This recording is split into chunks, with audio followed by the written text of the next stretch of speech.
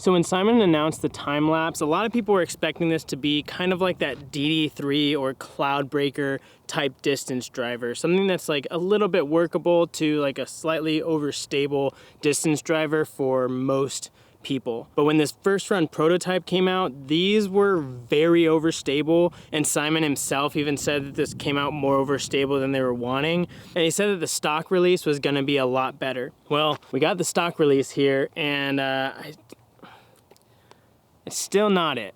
Now, I had high hopes of this when I first got these in because these look to be a little bit straighter than the prototypes. Like this blue one has a huge dome on it, like not like super massive, but I would say this is closer to like a Destroyer-esque dome. It's not flat like these first run prototypes were.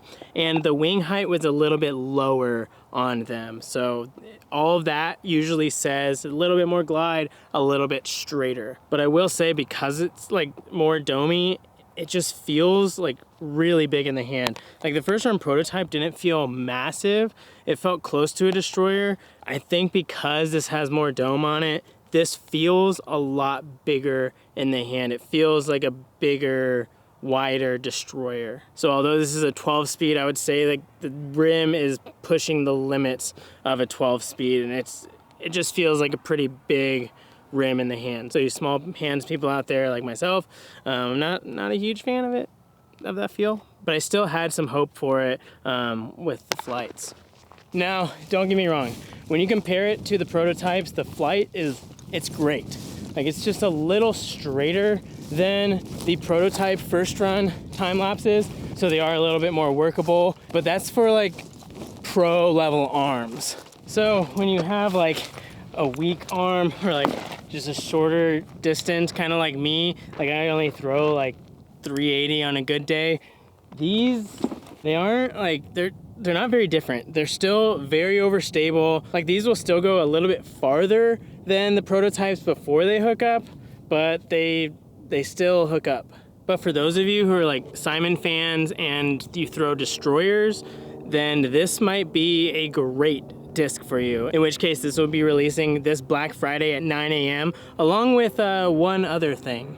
Mystery boxes. This Friday at 9 a.m. Central Time at apollodiscgolf.com, we'll be selling 2 different mystery boxes. One standard mystery box and this special edition mystery box. And in these special edition mystery boxes, there will be 5 discs. 4 of them, if not all 5 of them, will be limited edition, signature series, first run, or prototype disc. Like in this box, we got a prototype Sake Bomb Felon, a Z Swirl Scorch, Disc Mania Essence, Z Sparkle Glow Drone, and a Midnight ESP Roach. And in each one of these boxes is a guaranteed $100 value, and these are going to be selling this Friday for $59.99. So set your reminders now. These go live at 9 a.m. Central Time at apollodiscgolf.com. And if you can't wait till Friday, we've got a ton of stuff on sale right now with some discounts up to 45% off. So there's no need to wait. The sale's going on now till the end of November. See you there. Now, does that mean that Simon lied to us about the time lapse?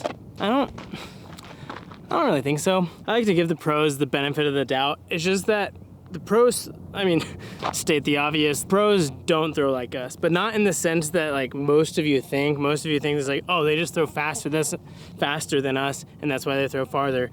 Like, yeah, they throw them for the most part faster than us and definitely farther than us, but there's a little bit more to it than that. Now, I don't know the exact science about it. I'm not a form expert. That would be more like a question for Josh at Overthrow, but it has a lot to do with timing and just the nose angle of the disc and like the amount of speed and spin that they get on the disc. So a pro like Simon might throw this at a lesser power, and for his arm speed, like slow it down to only throw this around like 350 to 380, and he might honestly think this flies really well, but that's because he's putting like the proper nose angle on it and the amount of like spin that it needs, and he just slows it down to go a little bit shorter.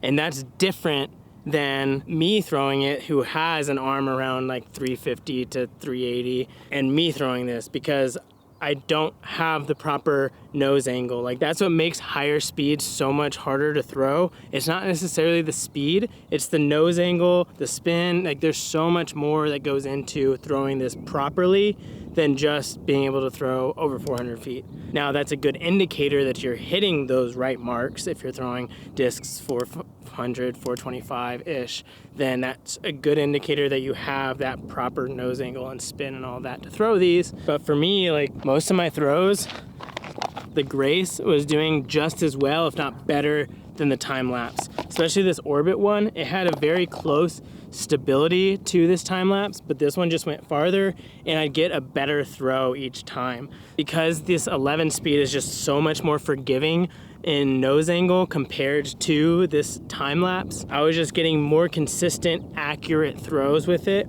and it was going just as far, if not farther, than the Timelapse while keeping a decent stability to it. Now there are some reasons that someone who can't throw as far might find use out of it. The first reason being anyone who doesn't let some random guy on YouTube tell them what to throw. I mean, this is a game after all, like it's for fun. So if you really want to throw these, then they release on Friday at apollodiscgolf.com at 9 a.m. along with those mystery boxes. But go for it. Like this game is for fun. If it makes you happy throwing 12-speed drivers and destroyers and stuff like that, then go for it, have at it. People might judge you for it, but who cares? This game's for fun. Sometimes I forget that. But if you are trying to find like the best discs for your game, you're wanting to compete, you're wanting to get the best performance that you can out of your game and your bag, then I would suggest throwing something that like fits your arm speed best.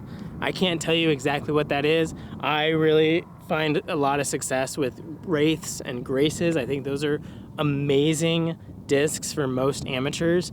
I'm throwing about like 350 to 380 depending on the day and how I'm feeling, so you judge it based on that. For me, 12-speed drivers, I just can't get them to go.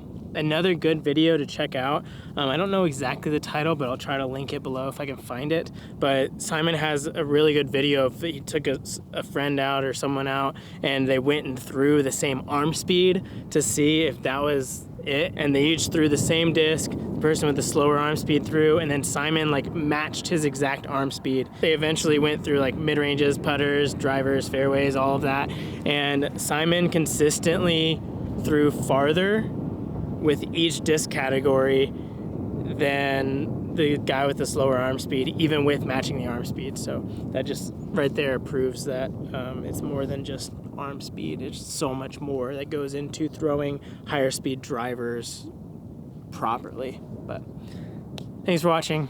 I'll see you in the next one.